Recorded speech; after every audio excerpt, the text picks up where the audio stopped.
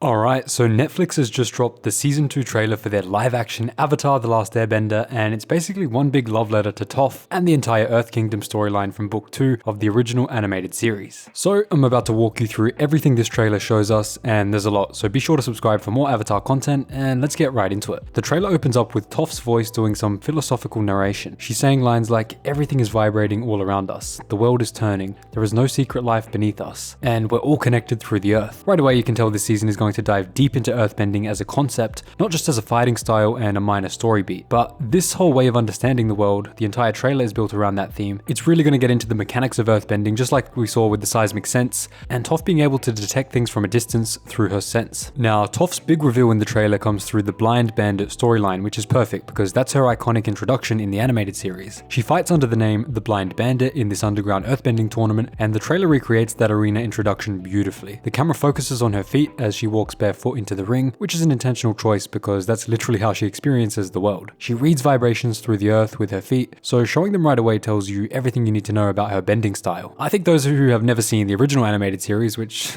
let's be honest, is probably not that many people, but I think they will be able to get exactly who she is right from the get-go, exactly how she earthbends and exactly how she manages to see. Now, in the original story, Toph is the daughter of this wealthy Earth Kingdom family who thinks she's weak and helpless because she's blind. Her parents have no idea she's secretly this incredible fighter, so the Blind Bandit identity is how she creates this whole secret life for herself. The trailer leans hard into that double life, showing her in the arena while hinting at the strict, sheltered world that she's escaping from. The footage also connects back to Aang's swamp vision from the animated series where he sees this girl who's going to be important to his destiny. The trailer acknowledges that Toph's real arrival as a major character happens in the Blind Bandit episode when that vision finally becomes a real meeting and Aang sees her in battle in person. Here's the thing though, in the live action version, it only has 8 episodes per season, so they're gonna have to condense Book 2 in a pretty huge way. Season 1 already cut or reshaped parts of Book 1, and Season 2 is expected to do the same thing. And I don't think they did the best job of doing that in the first season, but who knows, maybe the second season will do it much better. But what this does mean is that we're going to see a lot of nuance of the character dropped in favor of a fast-paced summary. Maybe that will happen for Toph, but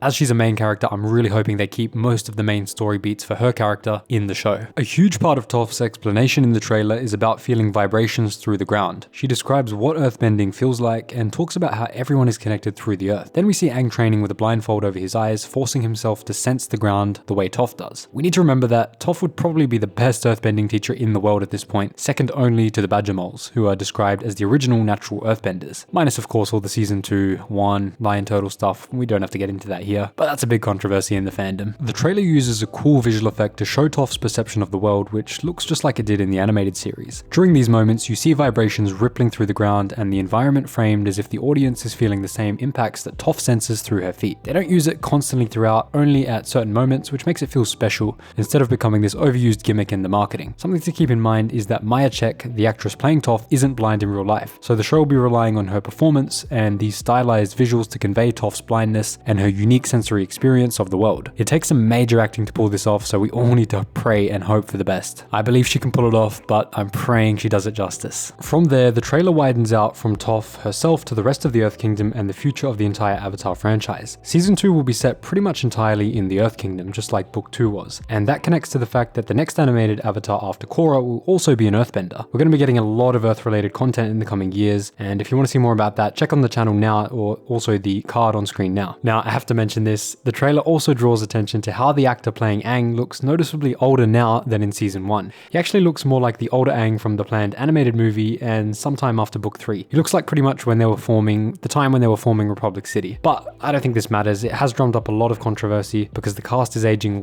very quickly, way too quickly some people are saying, which is why the live action production has decided to move so fast. Season 2 and Season 3 were greenlit and filmed really close together, which is great because at this point, Aang already looks like he could be 5 to 10 years older than what we see in Season 1. This approach lets them finish the entire Book 3 story while the actors still fit their characters' ages reasonably well, even if Season 2 might look a little rough. Beyond Toph's story arc, the trailer also includes some other short but important scenes from the other parts of Season 2. One shows Tio's flying chair gliding alongside Appa and the rest of the group. Tio uses this specially built mechanism to fly, and including his flying machine showcases a theme of characters finding ways to live and move despite physical challenges, which ties directly back to how Toph uses earthbending to navigate the world despite her challenges. Another scene shows Iroh teaching Zuko how to redirect lightning, a technique that becomes absolutely crucial later in the story, in a scene that fans all know and love. In the original show, Iroh tells Zuko to feel the flow of the lightning as it moves through the body and out again. Zuko's arc here is meant to closely mirror Aang's arc across book 2. While Aang is learning earthbending from Toph, Zuko is learning this new, more controlled form of firebending from Iroh, both being steps that they need to take to become more the people that they want to be. The trailer also includes some lightning bending from Azula, which seems to come from later in the season during the major fights, and the live action series isn't expected to follow the animated episodes exactly beat for beat, so the main plot points from book 2 are clearly all there, but just condensed and pushed together, mushed together, and hopefully I pray it's done well. The Earth Kingdom plot and the Ba Sing Se plot get solid focus in all of the trailer. We see Zuko with shorter hair, wearing Earth Kingdom clothing, clearly trying to hide his identity. This is clearly during the time period where he and Iroh are making their way to Ba Sing Se and trying to keep a low profile. Firebenders aren't exactly welcome in the Earth Kingdom, as we all know, during the war, so they definitely don't want people knowing who they are. There's this huge wide shot of the Earth Kingdom's palace, and it's there to remind us that the Dai Li in Ba Sing Se should be a huge part of Season 2's story, given how vital it was in the original animated show. That famous line, "There is no war in Ba Sing Se," is bound to pop up at some point, serving not only as an Easter egg, but as an eerie setting the tone of the city's troubles. Now, we also have some very interesting casting news to round out the trailer discussion. Deacon Lockman is playing Avatar Yang Chen, which means that there'll be Yang Chen material in Season 2, likely a spiritual guidance scene for Aang. Lily Gao is also cast as Ursa, the mother of Zuko and Azula, which is very interesting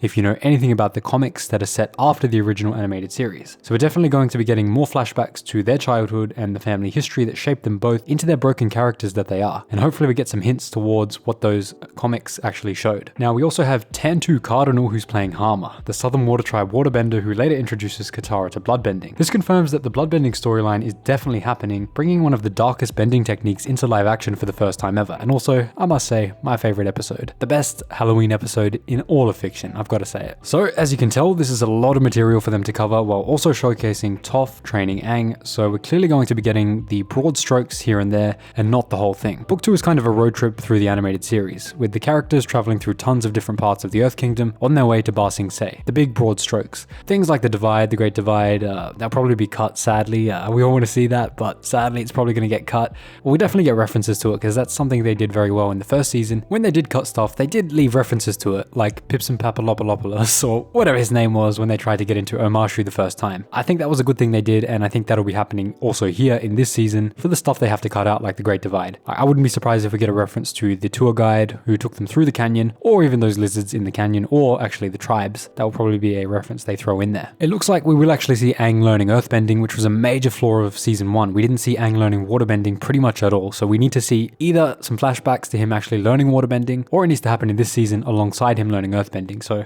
that's going to be tough, but I hope they can pull it off. Now, there's one more major detail we have to talk about, Sozin's Comet. In the live action timeline, the comet is coming way sooner than in the original series, which cranks up the sense of urgency even more. Once that comet arrives, firebenders become insanely strong, and the Fire Nation gains an enormous advantage in the war. Aang's relationship with the Avatar state is still super unstable at this point. He mainly enters the state automatically when he's in extreme danger and close to death. This means we'll have to wonder about how Season 2 will handle the end of Book 2 when Azula uses lightning bending on Aang and he's going into the Avatar state. With us already seeing lightning in the trailer and shots of Azula using that ability, that moment becomes one of the biggest scenes to watch for in the adaptation, because it could make or break the entire hype for Season 3. And finally, we have a release date for the trailer. Well, not exactly, we have an approximate release date, which is just 2026, early 2026. So that could be around March. I would say probably around the March or April window is the usual release for these types of shows, so watch out for March and April for that show. And then we also get the Avatar Aang movie later in the year, so be hyped for 2026. It's going to be a great year for Avatar. Thanks so much for watching. If you made it this far, drop a thank Mr. Zuko in the comments down below, and I'll see you in the next video.